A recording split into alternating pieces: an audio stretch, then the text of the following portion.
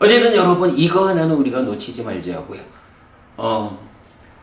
스승이 아니고는 답을 구할 수 없는 이런 주제들, 이런 문제들에 대해서 나는 부처님에게서 물어봐서 답을 찾는 사람이기 때문에 내가 불교신자다. 불교신자의 이런 정체성은 놓치면 안 된다. 경숙부부님, 우리 엊그저께도 이제 그 후배들 같이 만났습니다만은, 앞으로도 또 이제 대학생들, 예쁜 후배들 또 만나게 될 거 아니에요? 나는 지금 대불련 후배들한테도 우리가 가르쳐 줘야 하는 주제 가운데 가장 중요한 게 바로 부처님에 대한, 스승이신 부처님에게서 내 문제에 답을 찾고자 하는 것이 불교신자다. 부처님한테서 답을 찾아. 요 이야기를 후배들한테 강조해줘야 할 거예요. 굉장히 중요하다라고 저는 생각하고 있고요. 자, 그 다음에 제3부 윤회는 이제 책의 제3부는 이제 본격적으로 3부 제목이 윤회죠. 제3부 윤회는 윤회를 불교의 모든 것이라고 소개하면서 가르침의 토대와 원초적 바른 견해로 윤회의 선언을 요약합니다. 또한 윤회를 몸으로 간다의 측면에서 설명하는데, 몸으로 가는 자는 다시 태어나는 시기고 그 정체성은 상견의 아가 아니라 연기된 시기입니다. 한편 윤회는 깨달음 이전의 부처님에게도 적용된 삶의 현상입니다. 그래서 부처님의 전생 이야기도 상세하게 소개하였는데, 중생인 우리에게 윤회는 삶에 구체적으로 적용되는 현상이라는 것을 부정할 수 없게 해줍니다. 자, 뭐니 해도 사람들은 윤회라는 주제를 가볍게 여기고 부정하기를 두려워하지 않지만, 그러나 윤회는 그야말로 불교의 모든 것이다. 자, 사실 히데가 부부님, 우리가 부처 이전의 것 이래가지고 불교라는 이 가르침, 이 종교의 근거가 되는 두 가지 사실, 원리를 말하잖아. 그 하나가 삼법인, 이래서 존재성으로의 무아라는 측면, 삼법인. 요게 이제 열애는 이것을 깨닫고 실현하였다 하는 세 가지 경 중에 두 가지잖아. 그래서 삼법인으로 삼법인으로 존재의 무아라는 것을 선언하는 거고, 그리고 또 하나가 연기인데 여기에서의 조건성인 연기 이래가지고 무아라는 이 존재성 위에서 나라는 존재에게 어떤 삶의 현상이 뒤따르는가, 요거예요. 자, 기본적으로 몸과 마음이 함께해서 생겨나는 나라는 존재가 있는데, 이 나라는 존재가 요거 우리 요새 아침 공부에서 요 얘기 많이 했죠. 유라고 번역되는 한역된 단어가 두 개가 있어. 아스카 부부님, 유라고 한역된 단어 두 개 뭐죠? 그래. 하나는 사뜨라는 단어가 있고, 하나는 바와라는 단어가 있어.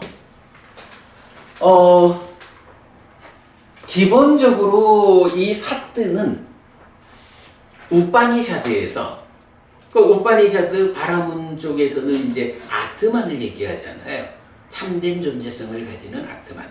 그 아트만의 한 측면을 말할 때 사뜨라는 말을 하는데, 사뜨는 뭐냐 하면 몸이 없는 존재라는 의미야.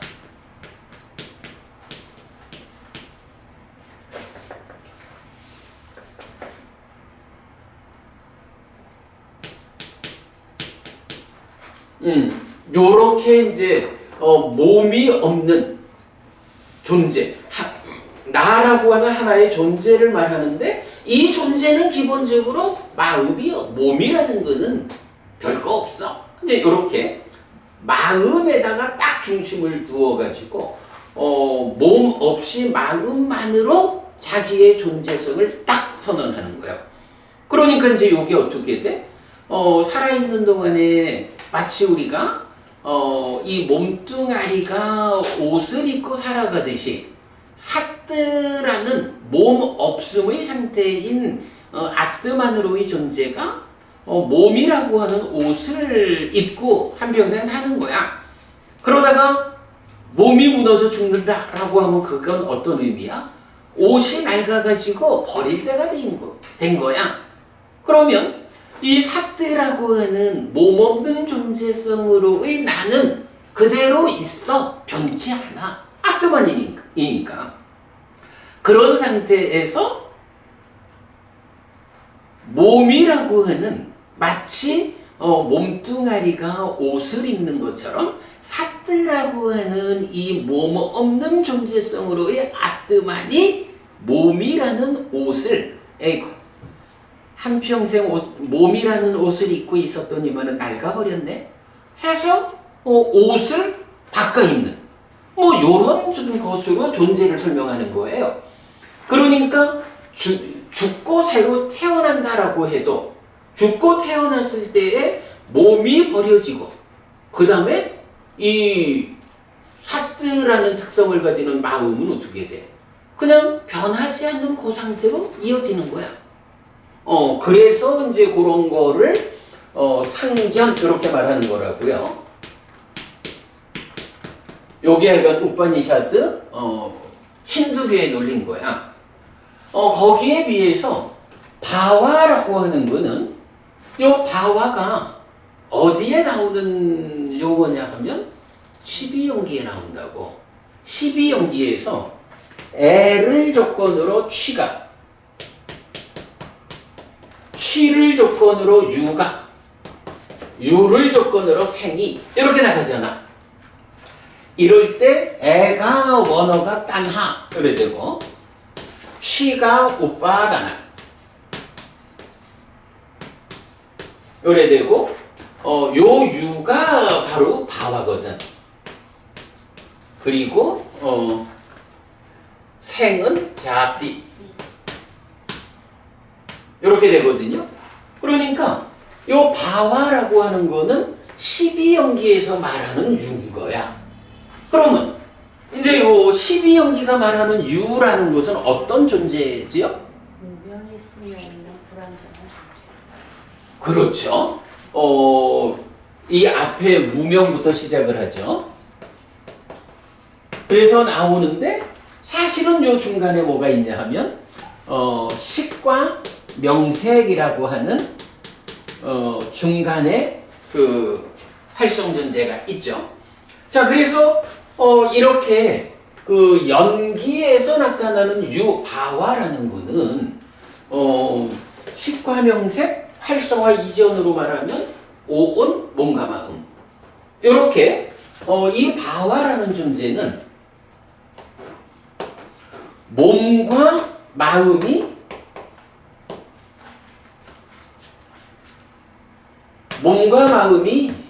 함께해서 구성되는 존재라.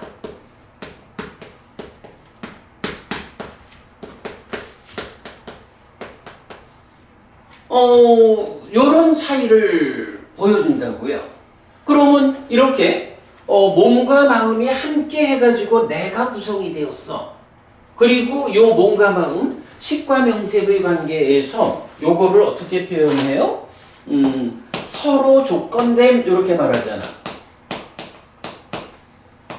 서로 조건되기 때문에 몸 없는 마음은 있을 수 없고 마음 없는 몸은 있을 수 없는 거야. 100% 조건관계이기 때문에 나라고 하는 존재를 말하자라고 하면 어쨌든 몸과 마음은 100% 조건관계로 함께 있는 거야. 그러면 경숙고부님, 몸과 마음으로 구성된 나라는 존재가 있어. 경숙고부님도 경숙고부님의 몸과 경숙고부님의 마음으로 구성되어 있잖아. 요 두 가지 중에 누가 더 비중이 클까? 마음.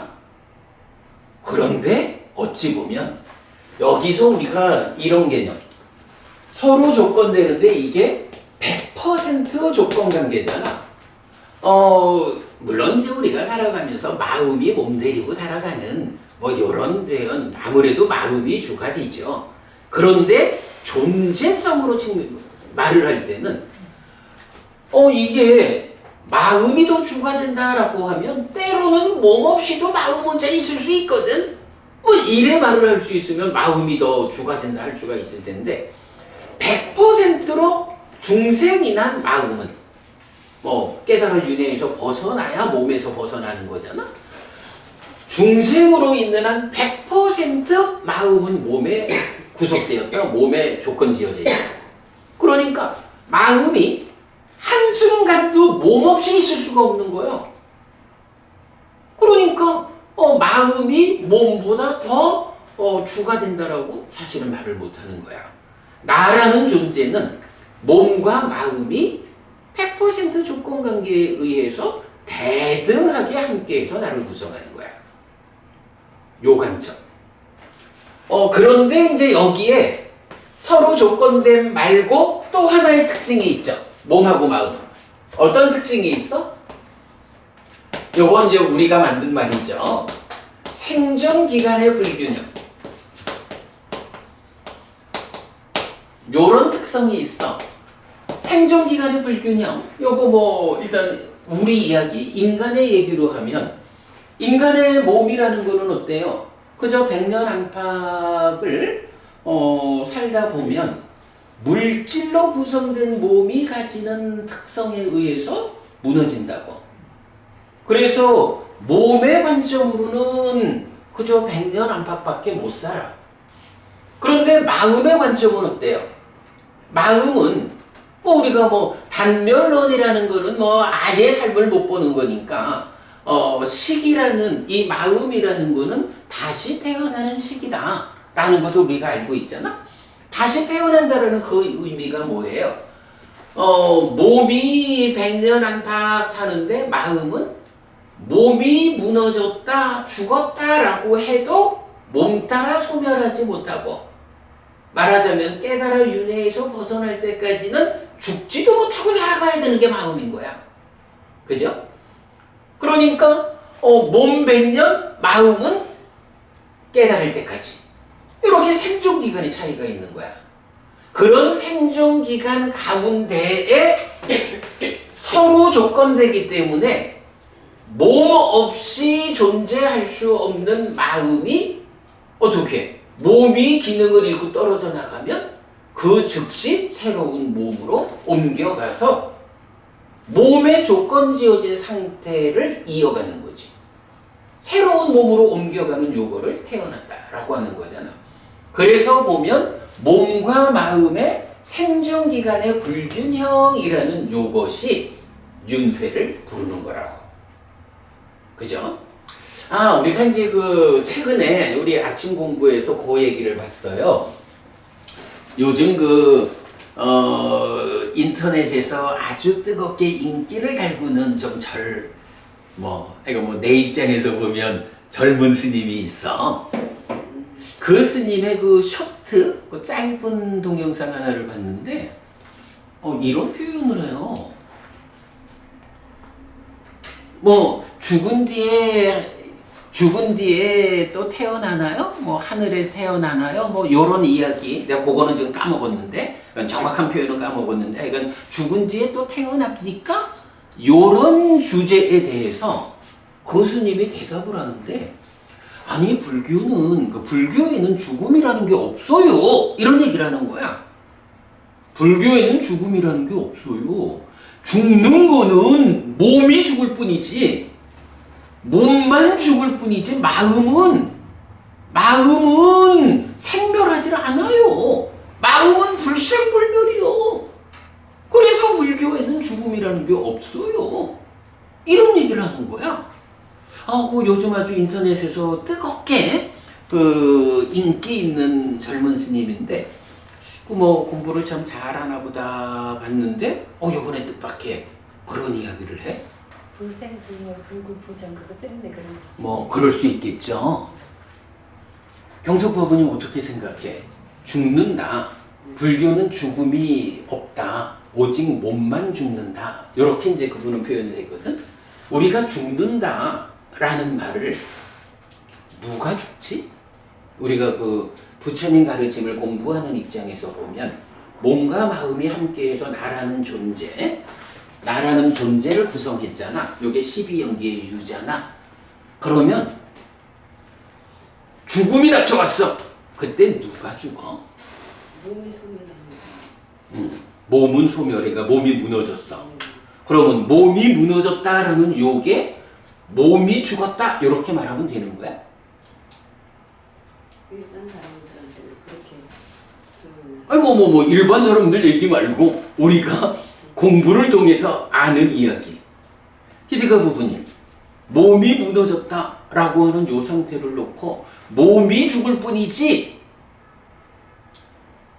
마음은 불생불멸이요? 뭐 요런 표현? 그래서 제가 다시 물어보는 거야. 누가 죽는 겁니까? 몸이 죽는 겁니까? 어떻게 생각해? 몸과 마음이 함께 경은 몸이 무너진다라고 말하지. 그래서 몸이 무너져 죽는다 이렇게 표현을 하거든. 몸하고 마음하고가 함께 해가지고 내가 되거든.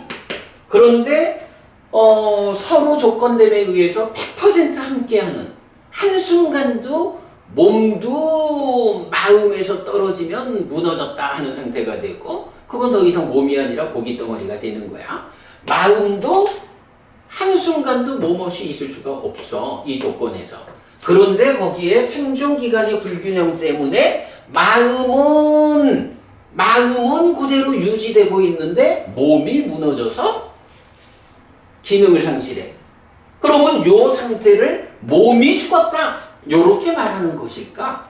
아니면 몸이 무너졌기 때문에 몸과 마음이 함께해서 구성되는 내가 죽었다라고 해야 되느냐? 불교적으로 죽는다는 것은 내가 죽는 거예요. 내가 마음이 깨달아 윤회에서 벗어날 때까지 쭉 죽지 못하고 살아. 더구나 요렇게 이제 오래 가는데도 이게 요런 변치 않는 존재가 아니라 삶의 과정을 누적하면서 변화하는 마음이 몸이 무너져 떨어져 나가도 나의 정체성을 유지하고 이어져 가는 거라고. 그래서 요거를 연기된 식 이렇게 말하잖아. 여기에 이제 몸이라는 것이 생존기간의 불균형 때문에 한 100년 이렇게 붙었다가 몸의 기능이 다 하면 떨어져 나간다고. 그러면 요 연기된 식이 새로운 몸으로 옮겨가요. 그러니까 요렇게 짝을 맺던 데서 요렇게 짝을 맺는 게 이제 새로운 몸으로 옮겨가는 거야. 요래해서 새로운 나를 구성하는 게 태어남이잖아. 그럼 이럴 때 죽는다라는 의미는 요렇게 몸이 떨어져 나가는 것을 몸이 무너진다라고 표현을 하고요. 몸이 무너져서 몸과 마음이 함께한 나라는 존재 상태. 근데 여기 그렇잖아. 경석법우님 지금 이 몸으로 있을 때는 김경숙이잖아. 그치? 이 몸으로 한 100년은 김경숙으로 살잖아. 그런데 이 몸이 무너지고 마음이 새로운 몸으로 옮겨가서 새로운 몸과 함께 새로운 나를 구성해서 살아갈 때는 그때도 김경숙인가? 아니야, 그지? 이제 어떤 부모에서 태어날지, 뭐 어떤 하늘에 태어날지 몰라도 새로운 몸과 함께하는 새로운 이름의 내가 되잖아. 요렇게 나라는 이름으로 살아가는 한평생을 잃고 몸이 무너짐에 따라서 그걸 잃고 내가 새로운 몸과 함께 새로운 이름으로의 삶을 살아가게 되는 요거를 놓고 죽었다, 태어났다. 이렇게 말하는 거란 말이야. 그렇기 때문에 부처님 가르침 유라는 이 존재에서는 누가 죽는가? 라고 하면 몸이 죽는 게 아니야. 몸이 무너지는 것 때문에 내가 죽는 거예요. 그리고 내가 새로운 몸으로, 그러니까 나의 상태가 몸이 무너졌기 때문에 몸에 100% 조건 지어진 이 마음이 새로운 몸으로 옮겨가서 새롭게 시작하는 것. 요걸 죽었다 태어난다. 이렇게 말하는 거잖아. 하여간 요점이 그 스님 말씀을 들으면서 내가 참 깜짝 놀래가지고 요거 그래 아까 그 부부님 그 말씀이지만 말 자체로만 보면 불생불멸이다 마음이. 그래서 불교는 죽음을 말하지 않는다 이래 되면 그거는 생각하기에 따라서는 완전히 요 의미가 될 수가 있는 거야. 그죠? 물론 이제 그것도 뭐 말을 하자면 몸이 이제 계속 그 새로운 몸으로 옮겨가도 이 연기된 식이 나의 정체성을 유지하면서 새로운 몸과 만난다. 뭐 이런 측면을 그렇게 표현했다라고 좋게 봐주자 해도 사실은 그렇게 표현을 한다 하도 죽는 건 누가 죽느냐? 내가 죽는다고 말해야 된다고. 내가 죽기 때문에 삶에서 이 윤회가 아픈 거라고. 요런 개념을 우리가 정말로 놓치면 안 됩니다. 그러니까 이제 그래서 이제 요 바와라는 존재, 유라고 한역되는 것이 사뜨와 바와 두 개가 있는데 사뜨라고 유를 설명하는 것은 힌두교인 상견이고 바와라고 유를 설명하는 것은 불교다. 그리고 불교는 이 바와가 몸이 없는 존재가 아니라 몸에 100% 조건되어서 이쪽 몸이 없는 존재이기 때는 몸이 주고 몸은 부수적인 거지만 이제 불교가 말하는 존재 취를 조건으로 유가 있다. 이런 불교적 연기관에서는 나라는 존재는 뭐 마음이 주가 되고 몸이 부가 되는 이게 아니에요. 하여간 몸 없이 마음이 있을 수가 없어. 깨닫기 전에는. 요런 거기 때문에 몸하고 마음이 대등한 관계성을 가지고 나를 구성하는 거예요. 그래가지고 우리가 저 인식할 때 어떻게 해요? 내입처로 외입처를 인식한다라고 할 때 이 내입처가 뭐야? 식 더하기 근이잖아. 식이라는 마음이 몸이 함께 해주지 않으면, 그죠? 아무리 뭐 마음의 상태가 격이 높다 해도 어떤 형편 때문에 육체적인 눈을 잃으면 보는 일을 못하잖아. 이렇게 몸과 마음은 대등한 가운데 역할의 차이가 있는 거야. 몸이 대상의 정보를 받아들여서 전달해주면 마음이 그거를 분별하는 이런 역할의 차이는 있지만 나라는 존재를 구성하는 데서는 대등하다고. 요런 관점. 다만 그게 생존기간의 불균형 때문에 대등한 비중으로 함께하는 몸이 떨어져 가면 죽었다 하고 내가 죽은 거고, 그죠? 몸이 죽은 게 아니라 내가 죽은 거야. 그리고 또 그만큼 대등한 비중으로 새로운 몸으로 옮겨가서 내가 태어나고 요렇게 삶을 보는 것이 연기적 삶이다. 그러기 때문에 이런 내가 죽고 태어나는 것으로의 윤회, 결국은 이것이 내가 살아가면서 겪어야 하는 모든 괴로움이라고. 그죠?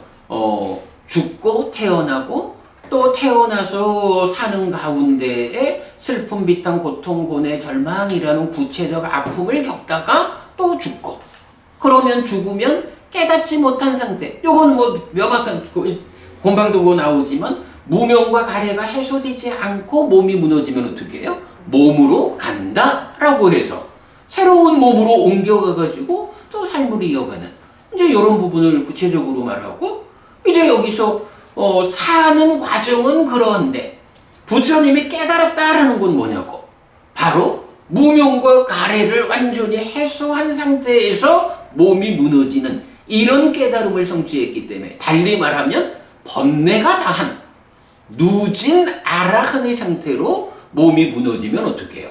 몸으로 가지 않는다 라고 해서 이게 윤회에서 벗어나는 거잖아. 그러니까 12연기를 통해 가지고 윤회에 대해서 정확히 우리가 정말 삶의 메커니즘을 그려내고 이렇게 정확히 알게 되면 윤회는 그야말로 불교의 모든 것이야. 깨닫기 이전 중생으로의 삶의 과정은 내가 윤회하는 과정이고 거기서 깨달아 윤회에서 벗어나자라고 하는 게 수행이고 그 수행이 완성돼서 윤회에서 벗어나는 몸이 무너져 죽은 뒤에 몸으로 가지 않게 되는 그래서 마음이 몸의 구속으로부터 벗어나 독립하는 요게 깨달음이잖아. 윤회를 빼놓고 어떻게 중생의 삶을 말하고 깨달음을 말하냐고. 그죠? 그러기 때문에 우리가 이제 제3부에서는 윤회라는 제목으로 아예 윤회는 불교의 모든 것이다. 이렇게까지 이제 말하고 있는 거죠. 자, 그 부분 다시 읽어보면 제3부 윤회는 윤회를 불교의 모든 것이라고 소개하면서 가르침의 토대와 원초적 바른 견해로 윤회의 선언을 요약합니다. 자, 가르침의 토대 뭐죠? 요거 우리가 이건 스승의 영역에 속한 거로 공부하는 거죠. 가르침의 토대. 업과 결실과 노력. 원초적 바른 견해 뭐죠? 저세상은 있다. 화생하는 중생은 있다. 업에는 과와 보가 따른다. 요런 공부가 가르침의 토대와 그 토대 위에서 삶을 보는 바른 시각. 요 두 가지면 사실은 깨달음까지는 조금 뒤에 두더라도 중생으로 우리가 살아가면서 어떻게 살아야 합니까? 어떤 방향으로 우리 삶을 이끌어야 합니까? 하는 데 대한 답은 분명히 나와 있지 뭐. 그죠?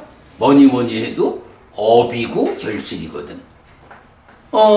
평수법부님, 업이라는 말로 그 중생이라는 나를 표현하는 대표적 표현이 뭐가 있지?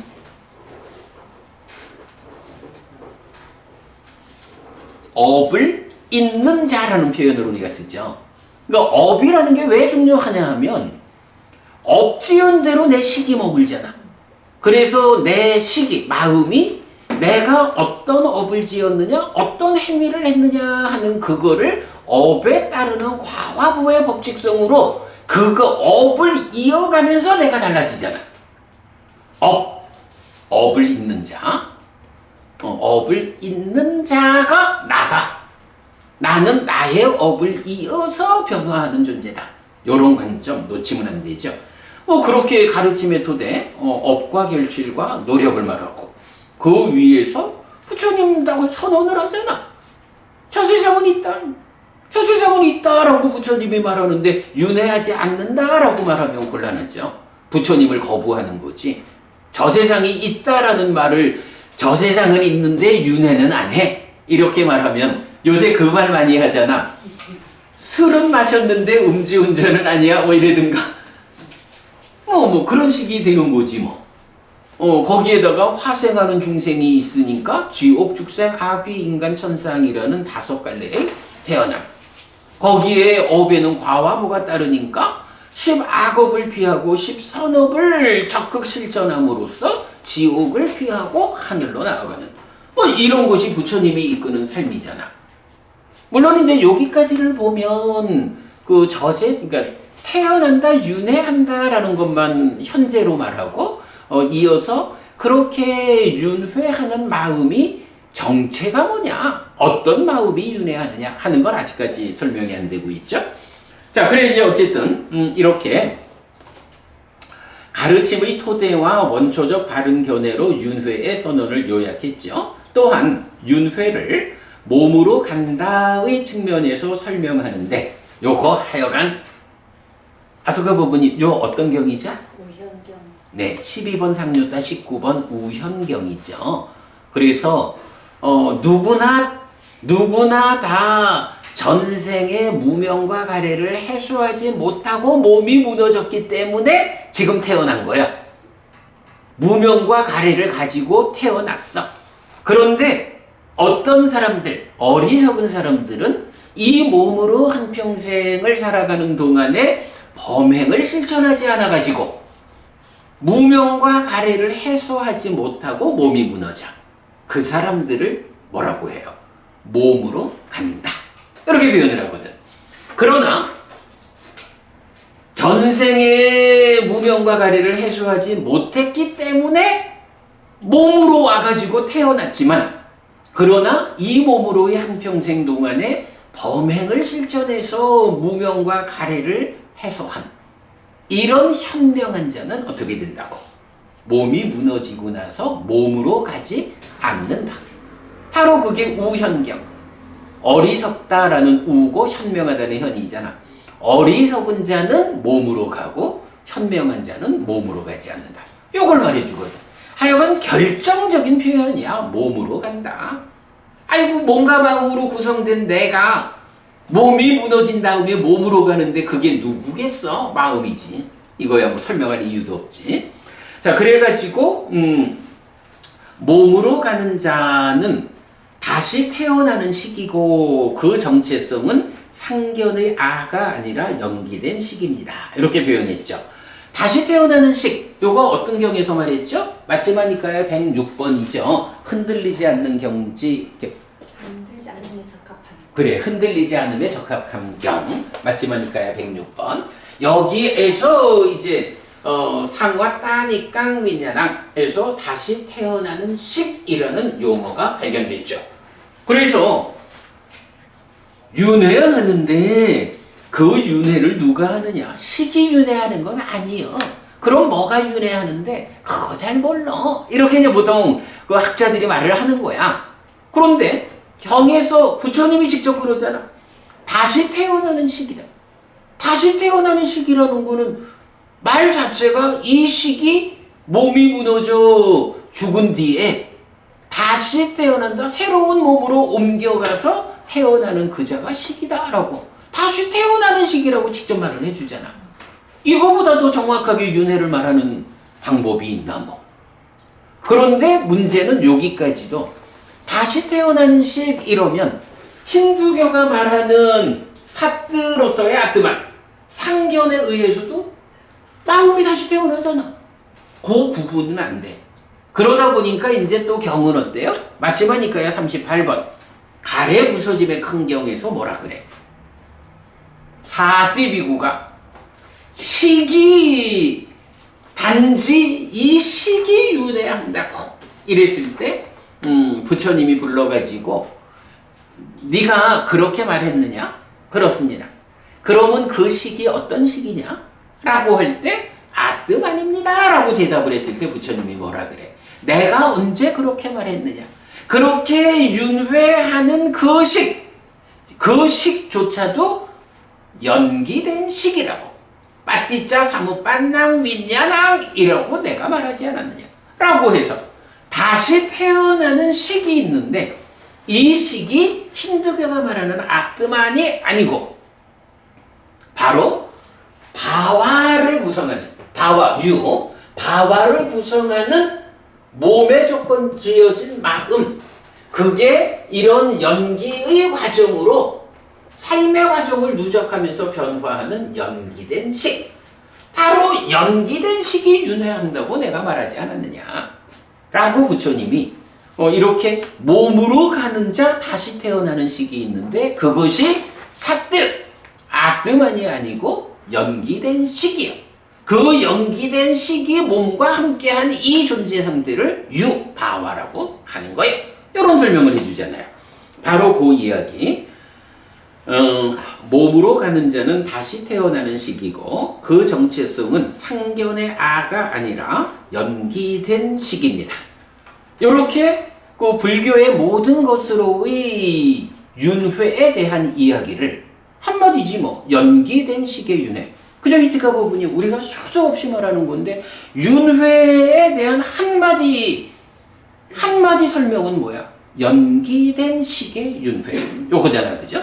그 연기된 시기의 윤회가 요런 과정을 거쳐서 설명이 된 거죠.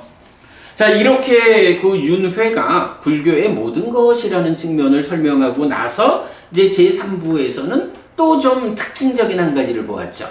이렇게 윤회라는 부분을 불교의 모든 것이라는 관점에서 보다 보니까 그 부분에 대해서 더 확인해주는 하나의 방법이 있는 거죠. 자, 부처님이 이제 불교의 교주인 부처님이 계시는데 부처님은 깨달은 분이란 말이야. 깨달았기 때문에 이제 더 이상 몸으로 가지 않게 되어서 윤회에서 벗어난 분이란 말이야. 부처님은 깨달아 윤회에서 벗어났거든. 그런데 그 부처님이 부처를 이루기 전에는 어땠을까? 여기서 이제 부처님 이야기를 보는 게 경숙보부님도 오랜 세월 윤회했겠죠? 근데 경숙보부님이 윤회에 왔다는 거야. 뭐 당연히 윤회를 아는 사람 같으면 그럼 뭐 경숙보부님도 윤회했고 히티커 보부님도 윤회했고 아소카 보부님도 윤회했고 저도 윤회했고 다 윤회하고 있는 거지. 그런데 사실은 한 사람 부처님에 대한 이야기를 하자 하면 부처님은 깨달은 분이야. 그래서 윤회에서 벗어났거든. 그런데 그 부처님도 깨닫기 전에는 윤회를 했나? 지금 내가 깨닫지 못했기 때문에 윤회하고 있잖아.